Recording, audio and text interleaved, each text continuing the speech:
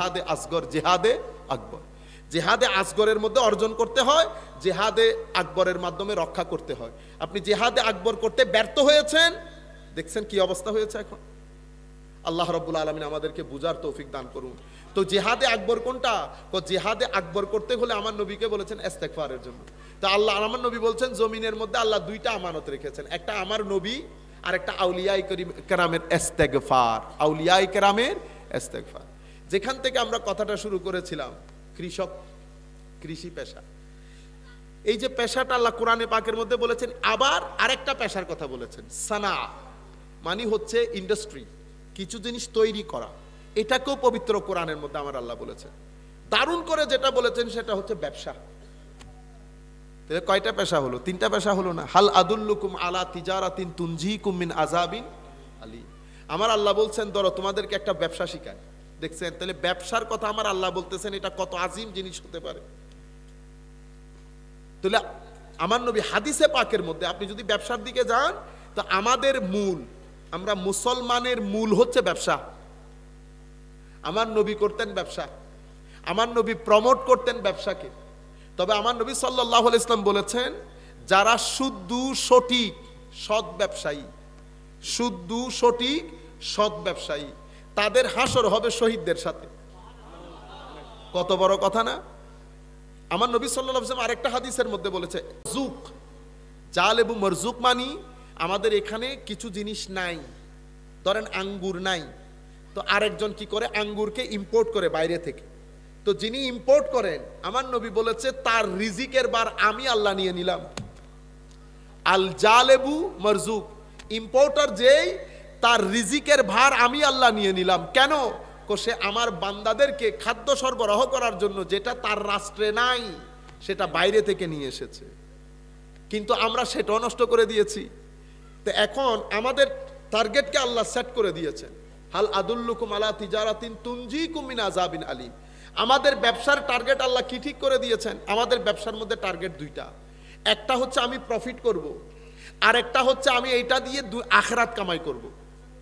আমরা এখন কি করলাম? আখিরাত কামাইটা বাদ দিয়ে দিয়েছি, আমরা শুধু দুনিয়াটা নিয়েছি। দুনিয়া নেওয়ার কারণে আগে এই আজ থেকে বেশি পিছনে যেতে হচ্ছে না। 20-30 বছর আগে যখন আপনি সওদাগর বলতেন, সওদাগর মানে অনেক বড় জিনিস না? আমার নানাকে বলতো আবুল কাসেম সওদাগর। ওরে বাপ রে বাপ, কাসেম সওদাগর এক নামে পরিচিত, এক্সপোর্ট ইম্পোর্ট, বুঝতে পেরেছেন? বাসামিয়া সওদাগর, আবার বলতো আপনার এখানে এই চানমিয়া সওদাগর। সওদাগর অনেক বড় কিছু না? এখন আপনি সওদাগরের মেয়ে বিয়ে দিতে পারে, হওয়া সদর টদর হই, তো এখন আর কি হই, হয়তো বিজনেস করি।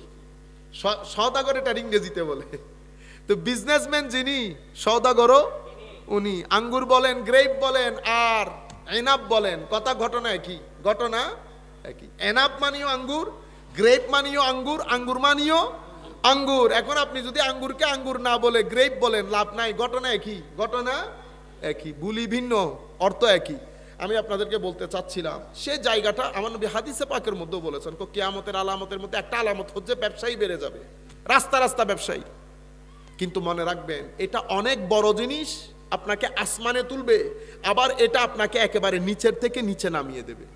সুতরাং আসমানে তুলতে হলে আপনি মাথায় রাখবেন, এটা আমার নবীর সুন্নতের কাজ। আর দেখেন, কিছু হিসাব আমরা নিজেরা মিলিয়ে ফেলি, কেন জানেন? আমাদের ভিতরে আল্লাহ এমন একটা জিনিস দান করেছেন, এত খতরনাক, এই ভিতরে ভিতরে এত খতরনাক, এই মুহূর্তের মধ্যে আপনাকে কনভিন্স করে ফেলে। এবং আপনি চাচ্ছেন এখানে আমি এটা 27 টাকা বিক্রি করব, আমার 27 টাকা বিক্রি করলে আমার হিসাব নিকাশ হিসাব করে আমার একটা প্রফিট থাকবে। সে ভিতর দেখে ধাক্কা মারে, উইতে এত টাকা বিক্রি করতেছে, তুমি এত টাকা করো। এই এত খতরনাক, এই এতই খতরনাক। আমি সূরা নাস আর সূরা ফালাক, আমার অনেক আগের কথা বলতেছি আপনাদের, আমি যখন সূরা ফালাক পড়তাম, সূরা নাস আমার ভিতরে খটকা লাগাই দিত। সূরা ফালাকের মধ্যে আল্লাহ বলতেছেন, কুল আউযু বিল্লাহি মিনাশ শাইতানির রাজিম, কুল আউযু বিরাব্বিল ফালাক। ঠিক না হাবিব? আপনি বলে দিন আমি আশ্রয় কামনা করছি কি থেকে? রাতের অন্ধকার ছিঁড়ে দিনের আলো যিনি বের করেন, সেই মহান সত্তা থেকে আমি আশ্রয় কামনা করছি। কি কি জিনিস থেকে আশ্রয় কামনা? মিন শাররি মা খালাক, যা কিছু সৃষ্টির মধ্যে অসমীচীন তা থেকে আমি আশ্রয় কামনা করছি। আর কি? আর হচ্ছে ওয়ামিন শাররে গাসিকিন ইজা ওয়াকাব, গুটগুটের রাতের অনিষ্ট থেকে আমি আল্লাহর দরবারে পানা চাচ্ছি। ওয়ামিন শাররিন নাফাসাতি ফিল উকাদ, যেই সমস্ত দুষ্ট মহিলা তাবিজ কবজ করে ঘরে ঘরে, ওই যে গিটের মধ্যে ফু মারে, আমি ওইটা থেকে আশ্রয় কামনা করছি। ওয়ামিন শাররি হাসিদিন ইজা হাসাদ, সমস্ত হিংসুক থেকে আল্লাহর দরবারে আশ্রয় কামনা করছি। চারটা জিনিস থেকে আশ্রয় কামনা, শক্তি ব্যবহার হয়েছে একটা, কুল আউযু বিরাব্বিল ফালাক। এরপরে সূরা নাসের মধ্যে আসেন, কুল আউযু বিরাব্বিল নাস মালিকিন নাস ইলাহিন নাস। শক্তি কয়টা? তিনটা। হাবিব আপনি বলেন আমি আশ্রয় কামনা করছি বিরব্বিন নাস, মানুষের প্রতিপালক থেকে, মালিকিন নাস, মানুষের একচ্ছত্র অধিপতি থেকে, ইলাহিন নাস, মানুষের ইলা থেকে। ইলা মানি কুল কায়নাতের মানুষ, যার কুদরতির কদমে মাটিতে তার শরীরের সর্বোত্তম অংশকে দিয়ে যার কদমে লুটিয়ে পড়ে, সেই মহান সত্তা থেকে আমি আশ্রয় কামনা করছি। তাইলে কয়টা ব্যবহার করলেন? রব্বিন নাস, মালিকিন নাস, ইলাহিন নাস। তিনটা আল্লাহর জলিলুল কদর সিফতি নাম দিয়ে আল্লাহর দরবারে আশ্রয় কামনা করছেন, অথচ আশ্রয় কামনা করতেছেন একটা অনিষ্ট থেকে, মিন শাররিল ওয়াসওয়াসিল খান্নাস, আমি এই নষ্ট খান্নাস শয়তান থেকে আল্লাহর দরবারে পানা চাচ্ছি। একটা অনিষ্ট থেকে পানা চাচ্ছেন, তিনটা শক্তি উল্লেখ করেছেন। ওখানে চারটা অনিষ্ট থেকে পানা চেয়েছেন, একটা শক্তি উল্লেখ করেছেন। তাইলে বোঝা যাচ্ছে না খান্নাসের ওয়াসওয়াসা কত খতরনাক? আপনারা আমার কথা বুঝতে পারতেছেন? এতে বোঝা যাচ্ছে না খান্নাসের ওয়াসওয়াসা কত খতরনাক? এই আপনাকে 2 মিনিটের মধ্যে গুলিয়ে ফেলে। এই কারণে আমাদেরকে এই জায়গার মধ্যে আমরা বলি না রাষ্ট্রের মধ্যে শান্তি প্রতিষ্ঠা করতে হবে। রাষ্ট্রের মধ্যে শান্তি প্রতিষ্ঠা করার আগে নিজের শরীরের মধ্যে শান্তি প্রতিষ্ঠা করতে হয়। এখানে যদি আপনি শান্তি প্রতিষ্ঠা করতে চান, তো আমার ভিতরে আল্লাহ 2টা শহর দান করেছেন, এটা 2টা গ্রামের মতো। এখানে একটা নফসের গ্রাম, একটা রুহের গ্রাম। রুহের গ্রামের মধ্যে নূরে খুদাবন্দির বরসাত হয়, নূরে খুদাবন্দির বরসাত হয়, যেটার কারণে আল্লাহর মহব্বত জেগে উঠে, রসুলের মহব্বত জেগে উঠে, নামাজের দিকে যায়। এটা এই গ্রামের কারণে। আরেকটা আছে নফসের গ্রাম, এই গ্রাম অনেক খতরনাক। এটা যখন শক্তিশালী হয়, রাষ্ট্রের মধ্যে ক্রাইম রেট বেড়ে যায়। রাষ্ট্রের মধ্যে রেপ কখন বাড়বে, ক্রাইম কখন বাড়বে, ড্রাগ ডিলিং কখন বাড়বে? যখন আপনার খাহেসাতে নফসানি, যখন আপনার লালসা হায় হায় হায় পাগলা ঘোড়ার মতো হয়ে যাবে, তখন আপনার রাষ্ট্রের মধ্যে অরাজকতা বেড়ে যাবে। রাষ্ট্রে আপনি রেপের মধ্যে যদি গুলি মেরে দেন, লাভ নাই। পানি যেখান থেকে আসতেছে সেটা ব্লক করতে হবে। পানি আসতেছে এখান থেকে, এটা পাগলা ঘোড়া হয়েছে। এটা কেন পাগলা ঘোড়া হলো? এটা পাগলা ঘোড়া হওয়ার 2টা কারণ। আপনি আপনার চোখ অরাজকভাবে ব্যবহার করেছেন এবং আপনার পরিবেশের মধ্যে অশ্লীলতা ছড়িয়ে পড়েছে। পরিবেশ যখন অশ্লীল হবে, চোখ যখন পাগলা ঘোড়ার মতো হবে, আপনার লালসা তখন বের হয়ে আসতে চাইবে। আপনি সোসাইটির মধ্যে একটা কানুন করে দিয়েছেন, ছেলে বিয়ে করতে পারবে না যতক্ষণ চাকরি হবে না। এখন ছেলে যখন বিয়ে করছে, তার বয়স হয়েছে 35। ছেলেকে শয়তান ডিস্টার্ব করা শুরু করেছে যখন তার বয়স 12 ছিল। 12 12 24, 3 12 36। যখন সে বিয়ে করছে, অলরেডি 2 যুগ পার করে গেছে, অলরেডি 2 যুগ পার করে দিয়েছে। এগুলো আমরা কেন করি? কারণ আমরা ধর্ম থেকে সংস্কৃতিকে বেশি প্রাধান্য দেই, আমরা ধর্ম থেকে আমাদের দেশের রীতিনীতিকে বেশি প্রাধান্য দেই। এই জায়গার মধ্যে একটা আমূল পরিবর্তন আনতে হবে। আপনারা হয়তো মনে করতে পারেন, হুজুর এটা সম্ভব, সব সম্ভব, যাতার মধ্যে পড়লে সব সম্ভব। কেমনে? আমরা যে অনরা এড়ে ফালং শাক দিয়ে এনে গরু গুস্ত হাইন না হনদি হাইন না। আমি যখন ইংল্যান্ডে গেছি, তো পাকিস্তানি এক ভদ্রলোক বলতেছে খাই খাই, को हुजूर क्या लेना? मैंने कहा क्या लेना, क्या माना? कहते हैं यानी साग आलू भी है और पालक गोश्त भी है। तो मैंने कहा पालक गोश्त क्या होता है? कहते आप पालक नहीं जानती, स्पिनिश मानी होते पालंग शाक। तो स्पिनिश বলাতে তো আমি বুঝছি, पालक বলাতে বুঝি নাই। तो बोलते स्पिनिश, स्पिनिश मानी पालंग शाक। बोलते से स्पिनिश के साथ गोश्त। मैंने कहा अल्लाह का खौफ करो यार, ओ गोश्त आपने स्पिनिश में डाल दिया, हम इस तरह की खाना नहीं खाते। তো পরে কি খাবা? পরে উনি চিকেন মিকেন কেমনে কেমনে ব্যবস্থা করে দিছে। তো ভাত খেতে যখন বসছি উনি আমাকে বলতেছেন, রুটি খেতে উনি আমাকে বলতেছেন হুজুর থোড়া টেস্ট করকে তো দেখে। তো আবার পালককে ওরা কি করে ফেলেছে, একেবারে পেস্ট করে ফেলেছে। ইন্নালিল্লাহ। আমি যখন রুটি দিয়ে এক বটি খাইছি, সুবহানাল্লাহ, জান্নাতের স্বাদ। কিন্তু আমার সংস্কৃতিতে আমি প্রথমে আস্তাগফিরুল্লাহ পড়ে ফেলছি, ঠিক না? এটা হচ্ছে মানুষের নিয়ম। মানুষ একটা নির্দিষ্ট সময় নির্দিষ্ট জিনিস খেতে খেতে তাকে যখন ডিফারেন্ট কোনো জিনিস খাওয়ানোর জন্য বলা হয় সে পিছনের দিকে যায়। আমি এখন পিছনের দিকে যাচ্ছি যখন আমি বলতেছি রীতি পরিবর্তন হতে হবে, নীতি পরিবর্তন হতে হবে। কেন? কারণ সোসাইটি চেঞ্জ হয়েছে, এখান থেকে আমাকেও পরিবর্তনে আসতে হবে। যদি পরিবর্তন না হয় তাইলে আমি যেটা অ্যাচিভ করতে চাচ্ছি সেটা অ্যাচিভ হবে না। কারণ আমার জন্য একটা আখিরাত আছে। আমার এই 2 যোগ পার, আমার লেখা পড়া চাকরি বাকরি সবকিছুর নাম দিয়ে আমি এই 2 যোগ জাহান্নাম কামাই করেছি। আপনারা বুঝতে পেরেছেন? আগে আমরা আমাদের বাপ দাদাদের সময়কালে, ইভেন আজ থেকে 20 বছর আগেও সোসাইটির মধ্যে আদব ছিল, হায়া ছিল, পর্দা ছিল, যার কারণে সোসাইটির পক্ষ থেকে একটা ক্যাপস লক ছিল। আমার নবী যেমন ইংল্যান্ডের মধ্যে আমাকে এক ব্যক্তি জিজ্ঞেস করতেছিলেন, মহিলা, হুজুর এখানে আপনারা 4 বিয়ের কথা বলেছেন, আপনি 4 বিয়ে করতে পারলে আমি 4 বিয়ে কেন করতে পারবো না? কথাগুলো লজিক্যাল না। মানে ছেলে যদি 4 বিয়ে করতে পারে তো মেয়ে 4 বিয়ে করতে পারবে। আমি বলবেন দেখেন আমি 4 বিয়ে 5 বিয়ের মধ্যে নাই, আপনি আপনার প্রশ্ন নিয়ে রাখেন, আমার কথাটা শুনেন। আমাদের ধর্ম, আমার আল্লাহ এখানে নারী আর পুরুষ বানিয়েছেন। নারী পুরুষ প্রত্যেক সৃষ্টির মধ্যে আল্লাহ এভাবে জোড়ায় জোড়ায় সৃষ্টি করেছেন, জোড়ায় জোড়ায়। আমার আল্লাহ কি বলেছেন? জামাইকেও জৌজুন বলেছেন, স্ত্রীকেও জৌজুন বলেছেন।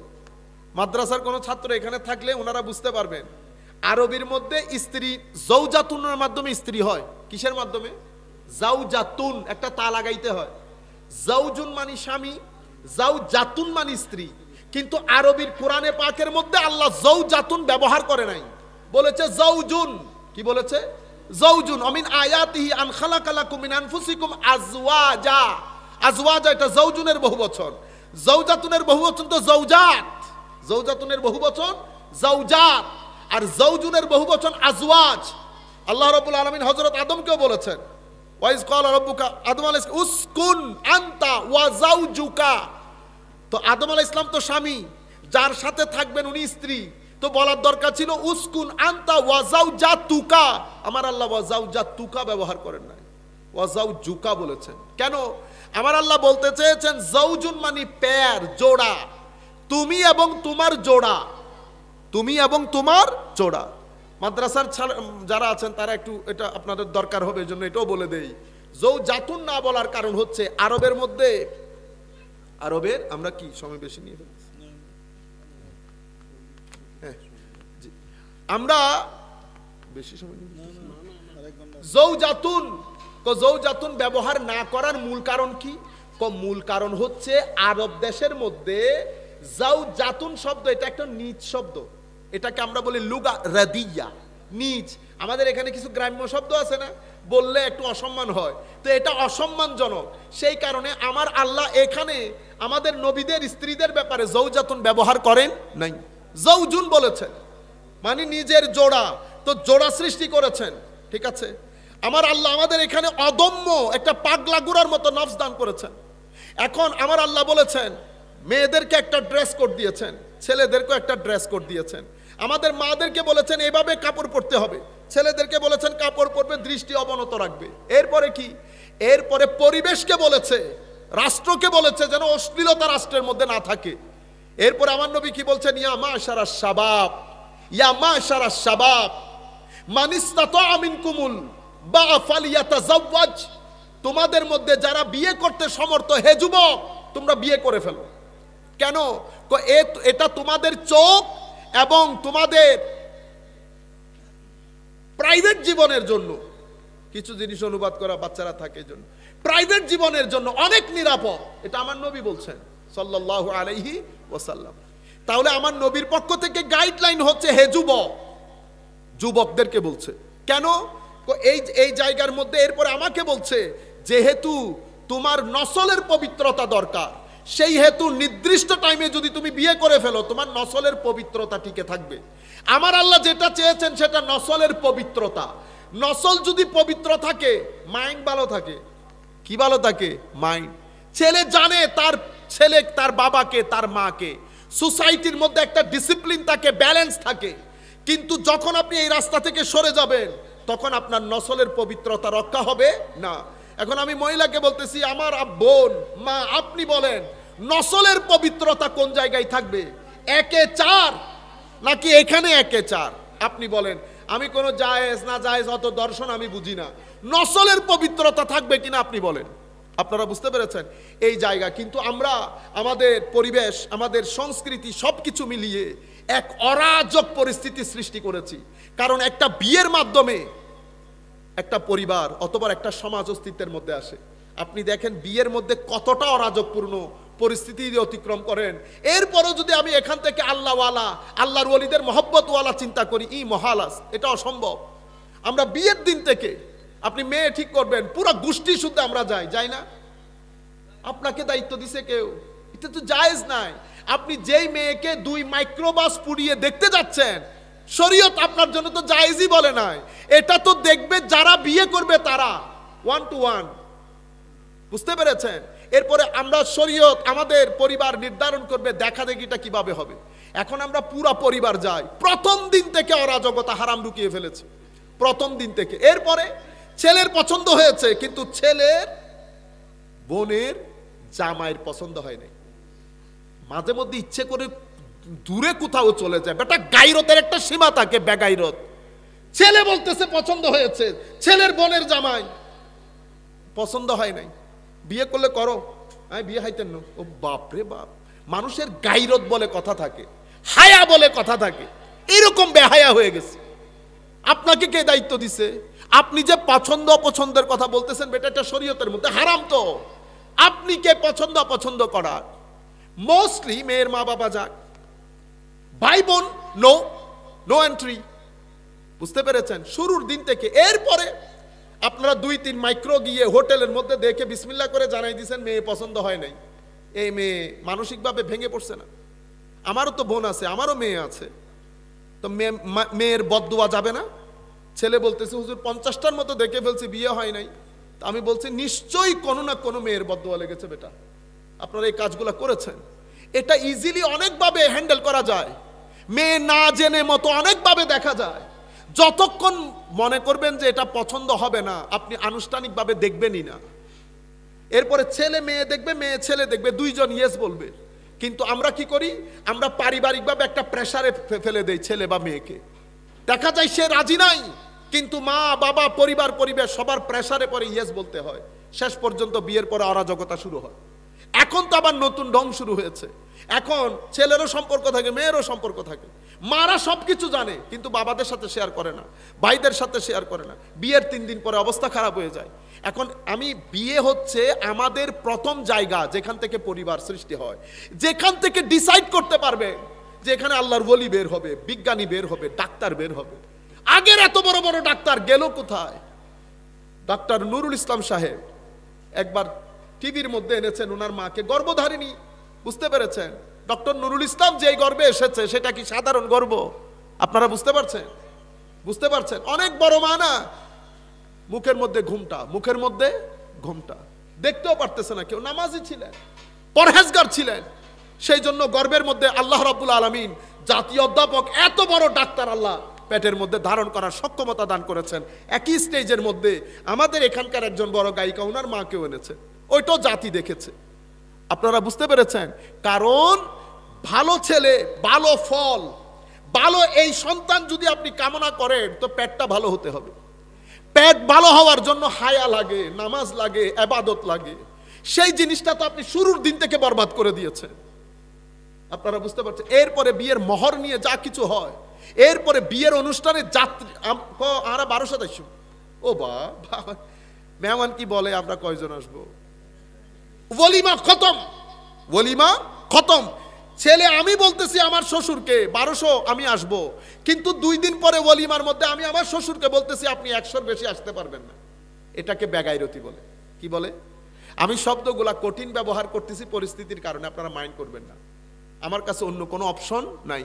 আপনারা মনে করতেছেন দিন মানি আল্লাহ আল্লাহ করা, দিন মানি আল্লাহ আল্লাহ করা, আর মসজিদের মধ্যে গিয়ে নামাজ পড়া। নামাজ পাঞ্জে গানা আদায় করতে ফজর, জোহর, আসর, মাগরিব, এশা কতক্ষণ লাগে? 25 মিনিট সর্বোচ্চ। আর যদি ভালো নামাজই হয় তাহলে সর্বোচ্চ আধা ঘন্টা। 24 ঘন্টার মধ্যে আধা ঘন্টা গেলে 23.5 ঘন্টা বাকি থাকে। দিন ইবাদত এবং মুআমালাতের নাম। দিন কিসের নাম? ইবাদত এবং মুআমালা। ইবাদত যেটা আমরা করছি, মুআমালা মানে ব্যক্তি টু ব্যক্তি। আমি আপনার সাথে কথা বললাম, আমানতদারি, 23.5 ঘন্টা আমার ব্যক্তি টু ব্যক্তি সম্পর্ক। এখানে আমার সত্যবাদিতা, ন্যায়পরায়ণতা, আমার সব কিছু আদব আখলাক এটার সাথে জড়িত। সেটার মধ্যে যেই ভালো, আমার নবী বলছে সে আসল ভালো। ফারুক আজম বলতেছেন অমুক ব্যক্তিকে কেউ চেনে।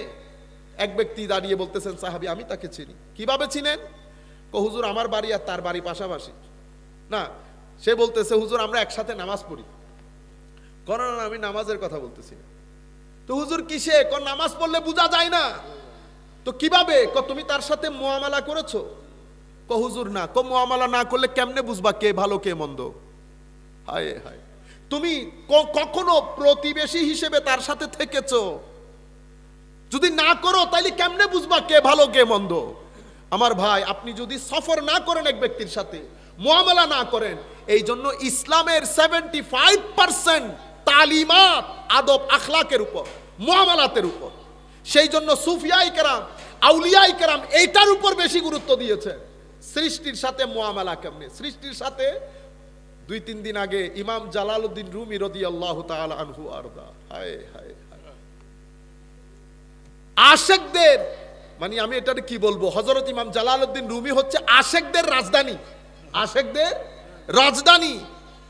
হুজুর জালালউদ্দিন রুমি বাসায় আসতেছেন, তো উনি রাস্তার মধ্যে একটা কুকুর ঘুমানো, রাত হয়ে গেছে। তো হায় হায় আল্লাহর ওলিদের শান। হুজুর দাঁড়ায় আছে, আর যায় না।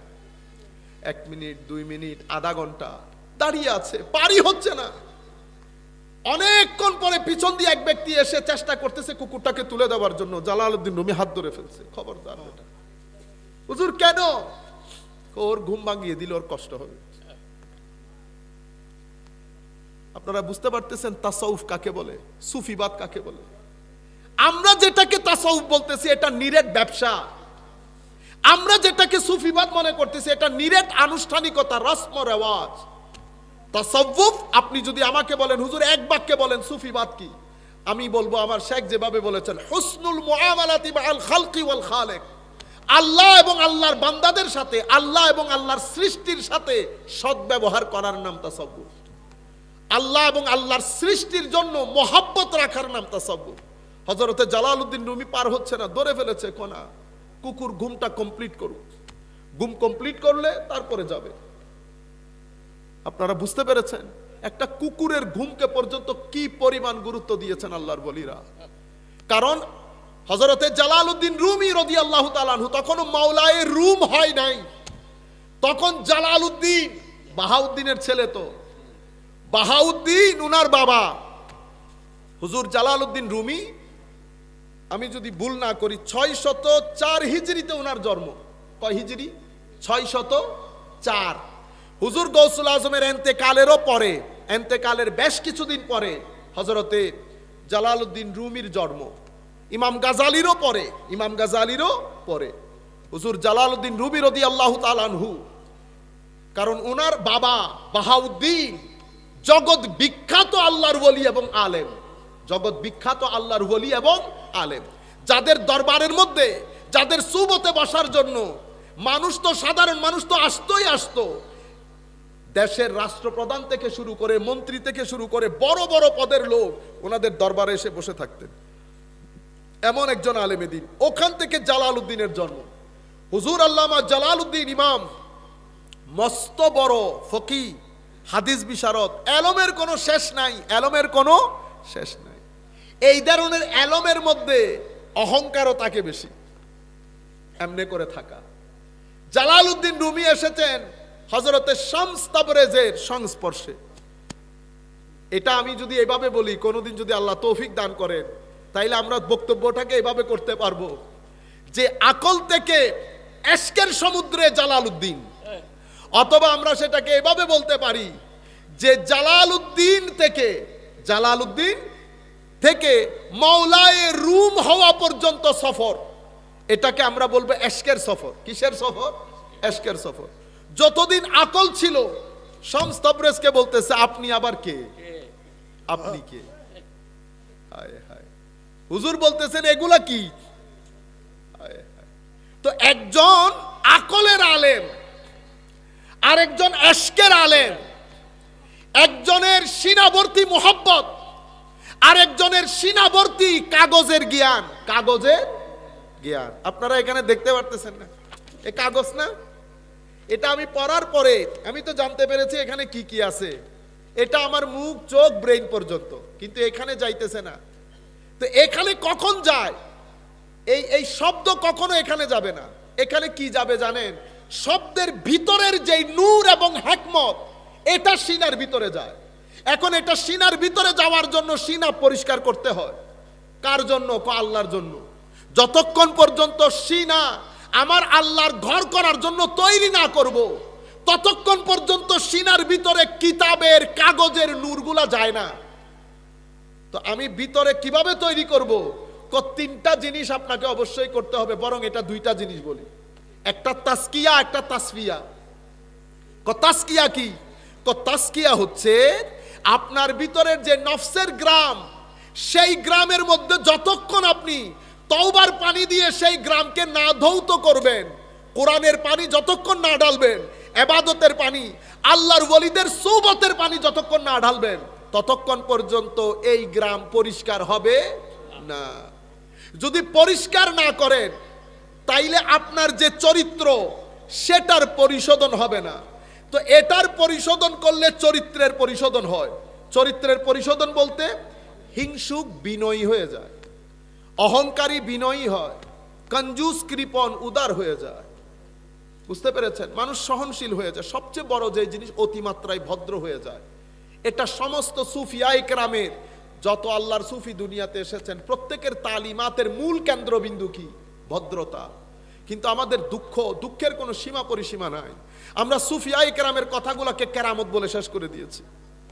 হুজুর গৌসুল আজমের মাহফিল বছরের পর বছর করেছি, শুধু কেরামত বর্ণনা করেছি। হুজুর গৌসুল আজম যে কথা বলতে চেয়েছেন সেটাকে জাতিকে জানাইতে পারি নাই। হুজুর গৌসুল আজম মুরিদ কাকে বলেছেন? হুজুর গৌসুল আজম তরিকতে কাদেরিয়ার উসুল কি বলেছেন? হুজুর গৌসুল আজম সুলুকের রাস্তা কাকে নাম দিয়েছেন?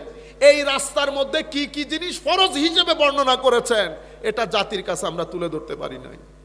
আমরা মাইজভান্ডারি তরিকারও আছি অনেকেই। উসুলে সাবা নামক যেই আজিম নিয়ামত আমাদেরকে দান করেছেন, সেই জিনিসটাকে আমরা শুনিও না, পড়িও না, পাত্তও দেই না।